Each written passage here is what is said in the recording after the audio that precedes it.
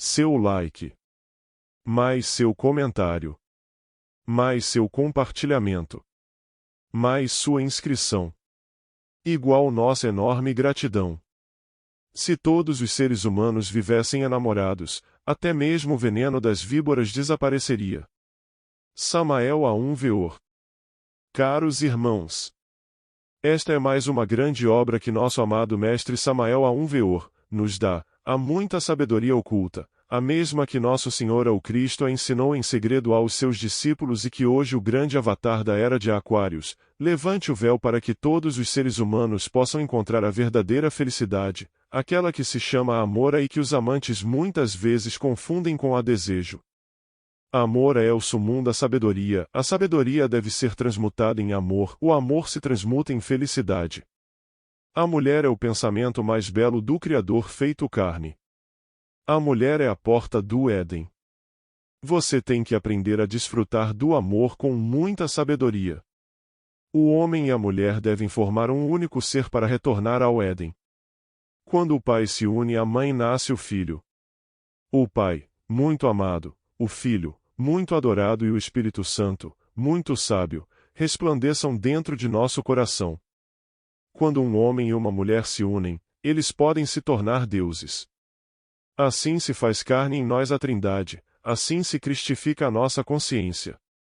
Um casamento perfeito é a união de dois seres. Um que ama mais e outro que ama melhor. Os alquimistas dizem que devemos transformar a lua em sol. A lua é a alma, o sol é o Cristo. A transformação da lua em sol só é possível com o fogo, e este só se inflama com o casamento amoroso do casamento perfeito. O ato sexual é muito terrível, o Apocalipse diz com justiça àquele que vencer, farei dele coluna do templo de meu Deus, e de lá nunca sairá. Paz inverencial. Casamento, divórcio e tantrismo. O relaxamento dos bons costumes em países que se orgulham de serem civilizados é lamentável. A fórmula civil ou religiosa do casamento tornou-se uma permissão oficial para fornicar por alguns dias, após o que vem o divórcio. Casam-se hoje e divorciam-se amanhã. Isso é tudo. Hoje, em vez de dizer, vamos dormir juntos, diz, vamos casar. É assim que a coisa se cobre um pouco, se esconde, se legaliza. Praticamente o casamento moderno se tornou um novo tipo de prostituição. Conhecemos o caso de mulheres que já se casaram 10 e 15 vezes. Muitas dessas senhoras são grandes estrelas de cinema, ou senhoras do alto mundo. Ninguém fala nada pelos seus 10 ou 15 maridos. Quando a prostituição é legalizada, todo mundo se cala. As pessoas confundem muito a paixão com o amor. A paixão é um veneno que engana a mente e o coração. O homem apaixonado acredita firmemente que está apaixonado. A mulher apaixonada pode até jurar que está apaixonada. Os apaixonados sonham com o amor, cantam para o amor, mas nunca despertaram para o mundo do amor.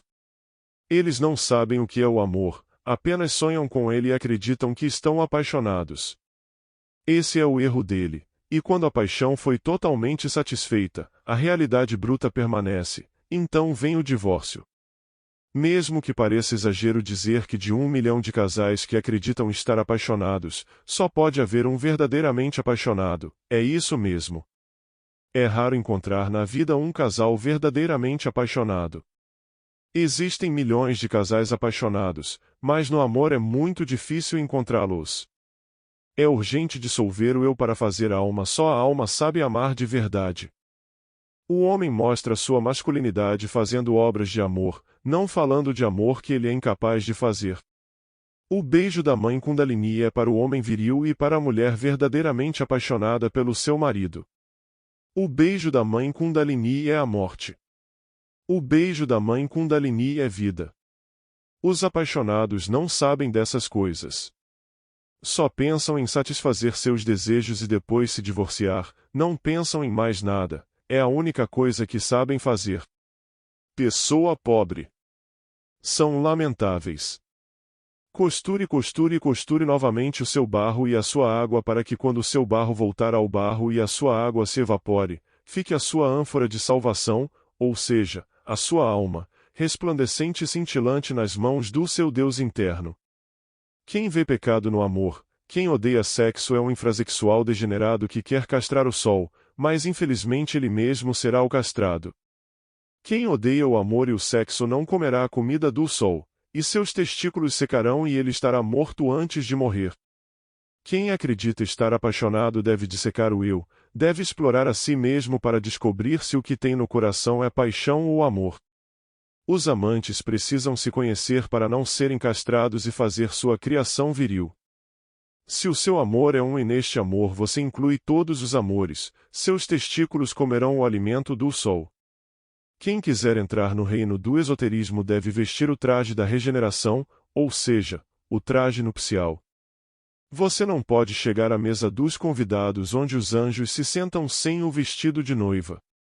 Aqueles que derramam o vinho sagrado não podem ter esse traje. Os poucos que estão verdadeiramente apaixonados sabem que o vinho não pode ser derramado. Infelizmente, os amantes são muito raros. Quase não há. Judas nunca falta nos casamentos. O triângulo fatal, o adultério, causa milhares de divórcios. Parece incrível que até o próprio grande arcano seja agora usado pelos escuros para adulterar e satisfazer as paixões. Até o mais sagrado é profanado por adúlteros e fornicadores. Os apaixonados não respeitam nada. A alma é fortalecida e fortificada com o fogo do Espírito Santo. É bom saber que o fogo do Espírito Santo é amor. É bom saber que o fogo do Espírito Santo é a Kundalini de que falam os hindus. Somente este fogo flamejante sexual pode abrir as 7 igrejas da alma. Somente este fogo eletrônico pode encher a alma de poderes ígneos. Quem não entender isso pode perder a alma que renuncia ao sexo e ao amor inevitavelmente morre. A felicidade no casamento só é possível com a morte de Judas. Este Judas é o eu, o mim mesmo, o ego reencarnante. Temos que ir de Pedro a Juan. Primeiro devemos trilhar o caminho de Pedro e trabalhar com a pedra filosofal. Seques, então temos que chegar ao caminho de Juan. Ó Verbo, esses dois caminhos são separados pelo espantoso abismo onde só se ouve choro e ranger de dentes. Precisamos construir uma ponte para unir as duas estradas, se realmente queremos ir de Pedro a Juan. Essa ponte se chama morte. Judas deve morrer ali, o eu mesmo, o ego. Lembre-se que o beijo da mãe Kundalini é morte e ressurreição. Acordarás um dia e então terás em ti a alegria de morrer. Judas deve morrer na ponte, se queres alcançar o caminho de Juan. Ó Verbo, é necessário que você seja morto para que seja livre e transforme seu barro em uma ânfora de salvação, alma, na qual o grande Senhor oculto possa derramar aquela comida, aquela bebida, a única comida e a única bebida solar com o qual pode saciar sua fome e sede de justiça quem consegue escapar vitorioso do horrendo vale da morte. Pedro que se declarou em Cefas, pedra, representa todo o trabalho com sexo. João significa o Verbo, a encarnação do Verbo através de graus sucessivos e iniciações cósmicas sucessivas. Pedro morre crucificado como Cristo e de cabeça baixa, em direção à pedra, indicando o trabalho com a pedra filosofal. Ó sexo, João, ó Verbo, repousa a cabeça no coração de Cristo Jesus como se dissesse, e dê-me abrigo de amor em sua casa e eu o devolverei eternamente em meu sagrado coração. Cada um deve fazer a ponte da morte em si mesmo. O caminho de Pedro deve juntar-se ao de João, através da morte de Judas. Somente quando chegamos a Juan é que encarnamos o Verbo. Cumprimos a palavra, cristificamo-nos. Mas nem todos compreendem o caminho de Pedro e não caminham porque não sabem que até as pedras têm coração. Por isso também não compreendem o caminho de João. Ninguém pode chegar ao caminho de João sem ter seguido o caminho de Pedro. Ó sexo, Juan, ó Verbo, nos espera. Recordemos aquela cena do mar de Tiberíades. Depois de comer peixe, Pedro olha para João e pergunta ao mestre, e isso que? O mestre responde, se eu quero que ele fique até que eu venha, o que você tem a ver com isso? O verbo realmente espera no fundo da nossa arca, o instante de se realizar. O matrimônio perfeito é o caminho de Pedro, precisamos construir a ponte da morte para chegar ao caminho de João. Judas, é quem prejudica a felicidade dos casamentos. Judas fornica e se casa por paixão animal, acreditando estar apaixonado. Precisamos enforcar Judas na ponte da morte. Só assim conseguiremos chegar a Juan. A regeneração é impossível sem a morte de Judas. Sexo não é puro cérebro. Até as pedras têm coração e se quisermos voltar ao puro sexo cerebral, e violarmos a lei e adulterarmos, o resultado será o fracasso total, o abismo e a segunda morte. Judas nos trai de momento a momento e se Judas não morrer de instante a momento, nunca chegaremos ao caminho de Juan. Quando as pessoas resolverem morrer de momento a momento, a felicidade reinará nos lares e a fornicação e o adultério acabarão. Os divorciados são fruto da paixão. Morta a paixão, não há casamentos errados, nem divórcios. Há também os que se casam por puro interesse econômico ou por conveniência social. É assim que Judas vende Cristo por 30 moedas de prata. O resultado é o divórcio. Hoje em dia o dinheiro casa com o dinheiro, tanto tens, tanto vales, o dinheiro fala por ti, dizem os imbecis. Esses insultadores, esses blasfemos contra o Espírito Santo se autodenominam pessoas práticas e constantemente se casam e se divorciam se tiverem a sorte de não serem mortos pela bala de seu cônjuge ressentido. Realmente, essas pessoas são totalmente ignorantes do que se chama amor, mas falam de amor e até juram amor eterno. Agora as revistas com anúncios de amor estão na moda. Esses anúncios são hilários. Mulher branca, tão alta, tão grande, olhos de tal cor, tanto peso, tal religião, etc., deseja casar-se com um senhor de tantos anos, tão grande, de tal cor, de tal altura, etc., etc., etc. Cavaleiros de tal cultura, tal idade, tal cor, etc. Ele deseja se casar com uma mulher que meça tal altura, que tenha tal cor, tal capital, etc. Isso tudo é muito engraçado e horrível. Tudo isso é prostituição com a aprovação das autoridades e da sociedade.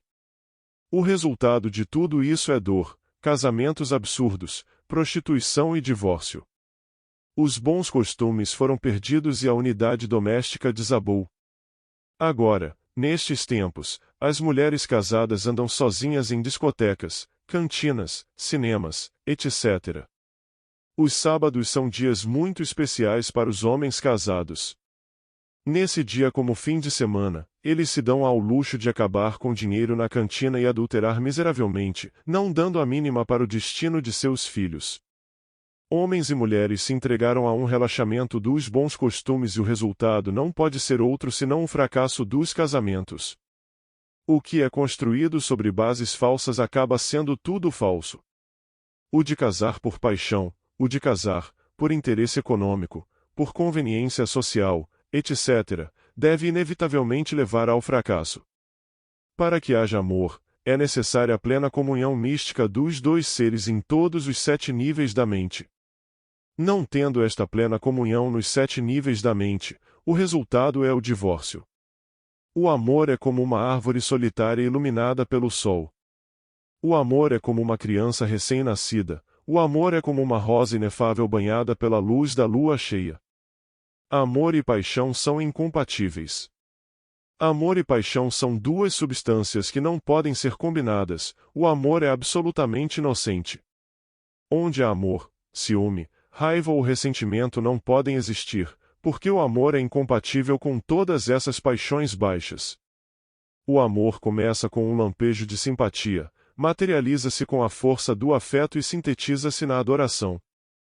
Um casamento perfeito é a união de dois seres, um que ama mais e outro que ama mais.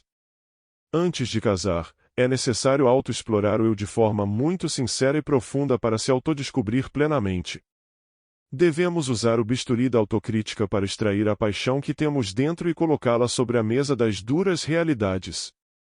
É melhor saber desistir na hora do que falhar miseravelmente. É urgente descobrir se a plenitude do amor realmente existe dentro de nós. Somente com base no amor podemos fazer um bom casamento.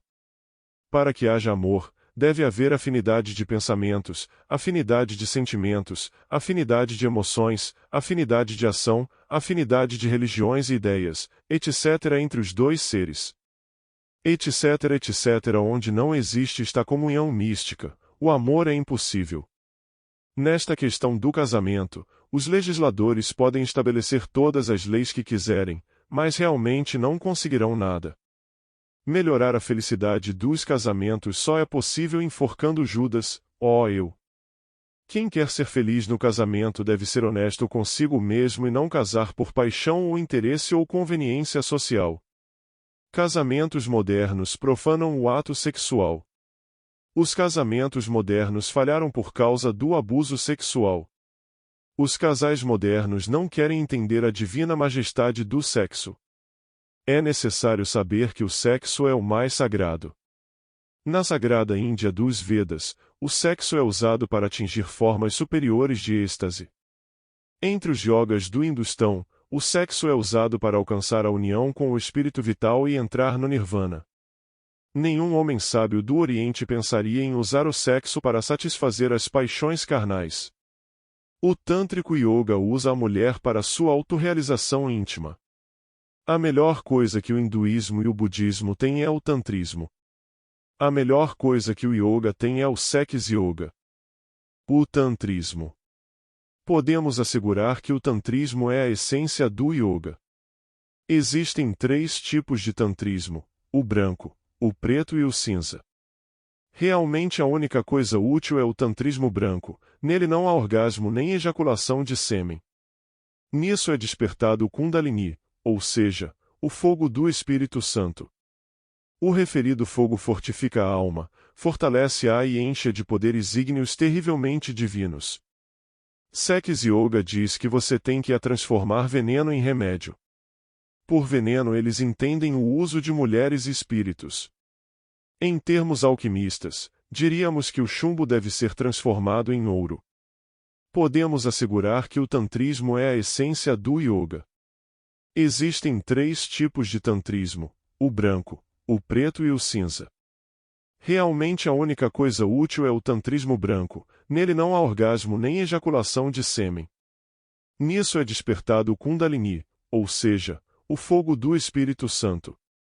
O referido fogo fortifica a alma, fortalece-a e enche de poderes ígneos terrivelmente divinos. Sex Yoga diz que você tem que a transformar veneno em remédio. Por veneno eles entendem o uso de mulheres e espíritos.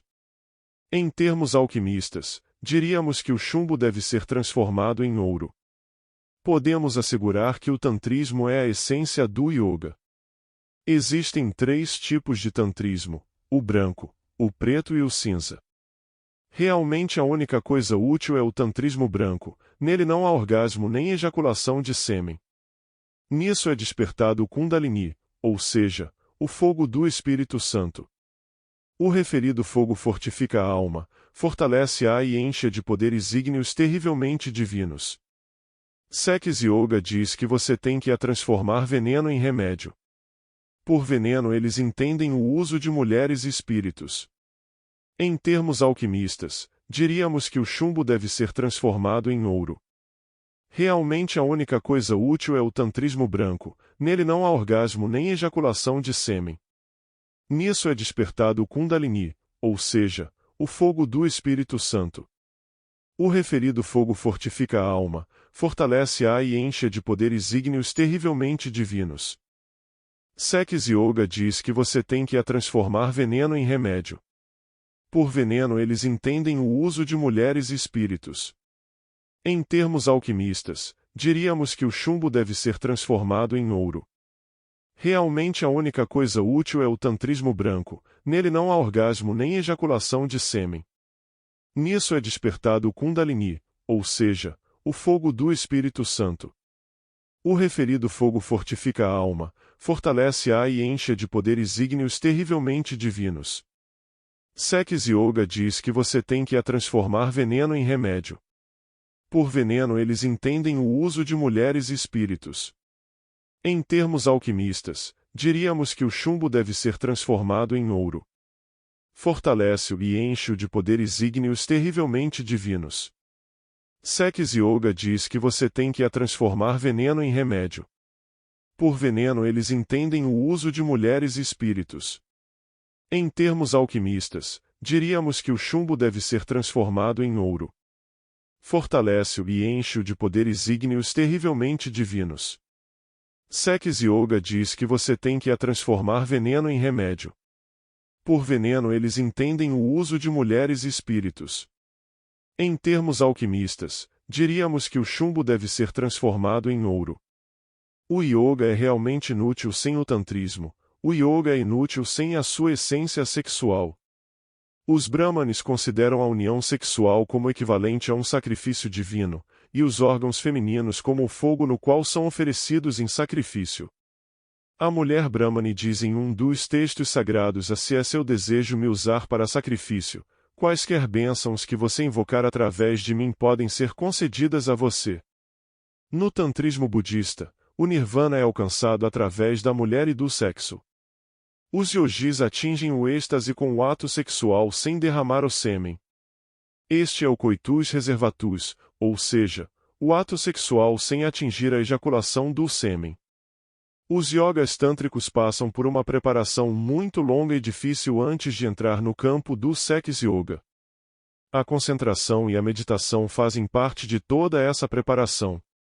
Bandhas, mudras, pratyahara, pranayamas, etc. Um texto indica que o yogi deve dormir com a mulher por 3 meses à sua direita e 3 meses à esquerda, mas sem ter contato sexual com ela. Só depois disso vem a união sexual sem ejaculação. Este ato é o maithuna. É assim que é chamado. Com o maithuna o nirvana é alcançado. Com o maithuna chega-se ao êxtase. Com o maithuna o kundalini é totalmente despertado e desenvolvido. Antes do ato sexual tântrico, eles dançam alegremente. Yogi e Yogina iniciam a dança de Shiva e Shakti antes do Maithuna. Shiva é o Espírito Santo e Shakti, seu marido, o eterno feminino.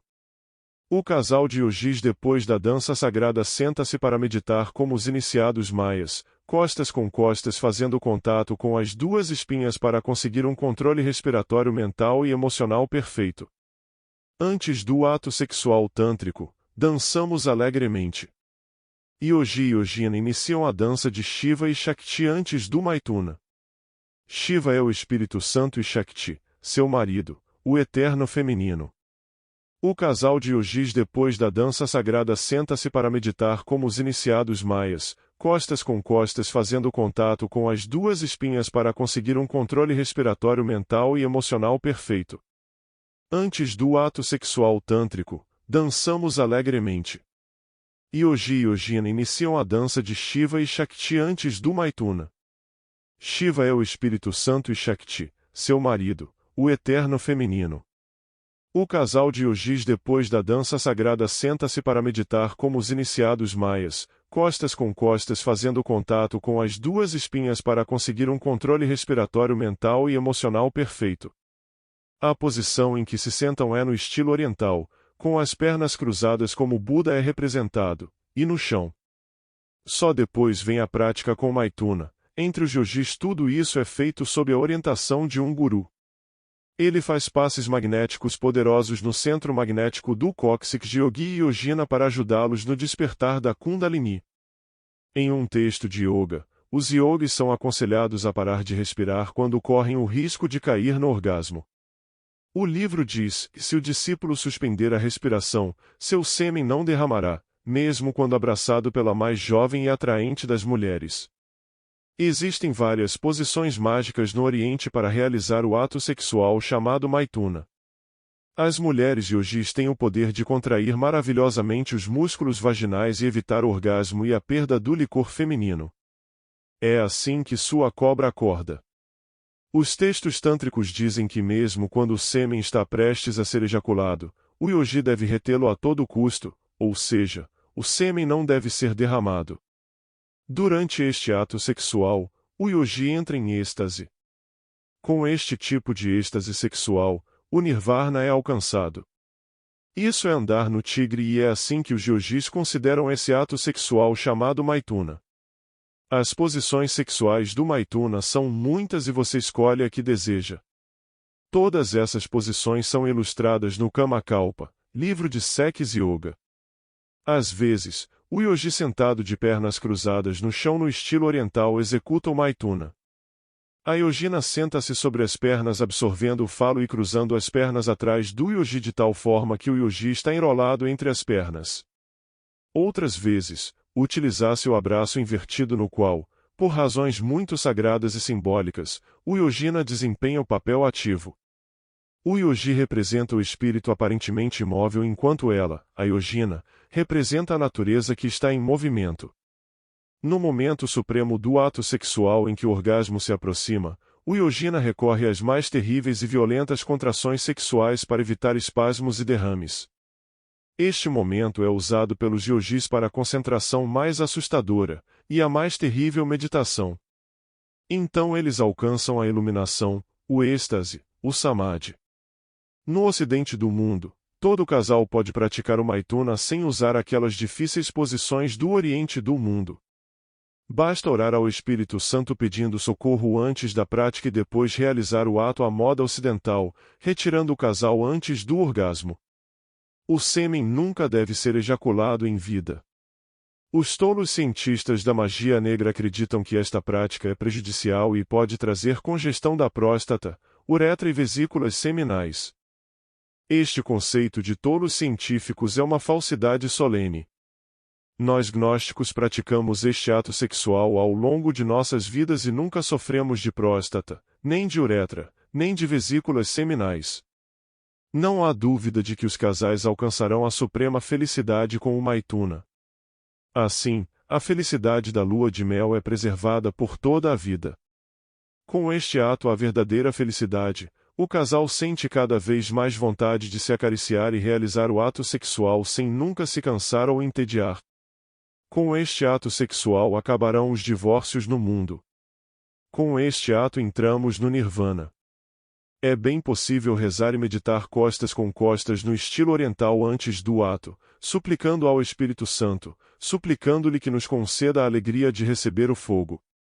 É falso assegurar que isso danifica a próstata e traz prostatite. Todos nós que praticamos o maithuna desfrutamos de uma saúde esplêndida. A princípio, o maithuna é sacrifício. Depois de algum tempo, o maithuna é a satisfação sexual plena e a bem-aventurança suprema.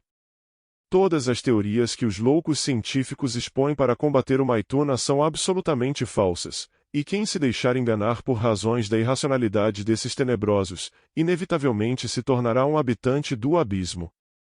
Estamos iniciando a nova era aquariana e a humanidade estará dividida em dois campos, os que aceitam o tantrismo branco e os que se definem como negros, ou seja, os que aceitam derramar seu sêmen, e os que não o aceitam. Aqueles que continuarão a ejacular e aqueles que não continuarão a ejacular. Tântricos brancos, tântricos negros, isso é tudo. Falando em linguagem oculta diremos magos brancos e magos negros. Esses são os dois lados da nova era de Aquário. Federico Nietzsche, em sua obra intitulada Assim Falou Zaratustra, diz: voluptuosidade, para todos os que desprezam o corpo, derramado do saco, no seu ferrão e no seu pelourinho, e o amaldiçoam como amundo a todos os que acreditam em ultramundos, porque ele ri e zomba de todos os hereges.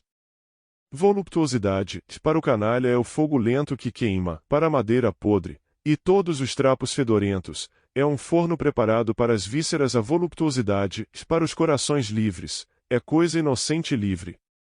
A jardim da felicidade na terra, a gratidão transbordante de cada futuro presente. Voluptuosidade, apenas para os murchos um doce veneno, mas para aqueles com a vontade de um leão, é o maior cordial, e o vinho dos vinhos reverentemente preservado. Porque o casamento é prometido a muitos, e mais do que o casamento, e muitas coisas que são mais estranhas para si mesmas do que o homem para a mulher, e que compreenderam completamente como o homem e a mulher são desconhecidos um do outro. Realmente, o amor é um fenômeno cósmico terrivelmente divino. Quando o homem oficia no aradu sacrifício sexual supremo, pode nesse instante dirigir toda a sua voluptuosidade a todos os centros magnéticos para fazê-los vibrar, cintilar e brilhar. Nesses momentos de suprema voluptuosidade sexual somos como deuses terrivelmente divinos.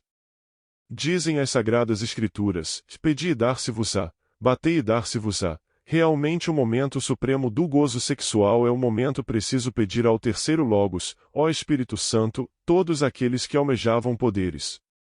O tremendo poder das forças de Shiva. O terceiro Logos nos transforma em deuses. Muito se fala sobre meditação e êxtase. Realmente a melhor hora para meditação e êxtase é a hora da voluptuosidade sexual. As forças sexuais produzem o êxtase. Devemos transformar a voluptuosidade em êxtase através da meditação. Durante o ato sexual e após o ato, mas quando a voluptuosidade ainda está vibrando, passamos pelos sacrifícios intelectus. Realmente, só a emoção criativa pode nos levar ao êxtase. Só pode entrar no nirvana quem for capaz de chorar rezando ao terceiro Logos, antes do ato, no ato e depois do ato. Só aquele que é capaz de se embriagar de voluptuosidade sem derramar o sêmen, pode tornar-se um terrível Deus divino. Aqueles que aprendem a desfrutar da voluptuosidade com sabedoria, sem derramar o sêmen, tornam-se seres absolutamente felizes. O matrimônio perfeito é a base do caminho do Cristo social. Infelizmente, na vida moderna, o casamento tornou-se uma frivolidade longe da sabedoria, por isso são devidos os fracassos, é por isso que são devidos os divórcios, é necessário estudar a gnose, é urgente voltar às celebrações místicas dos mistérios do amor, é urgente aprender a desfrutar das delícias do amor, é urgente compreender que com a voluptuosidade nasce o anjo dentro de nós. Somente os anjos podem entrar no reino. O tantris branco tem ciência para acabar com o divórcio e preservar a lua de mel, por toda a vida. O lar é a base de uma sociedade cristã. O tantrismo branco com seu famoso Maituna, é a chave para a felicidade sexual divina.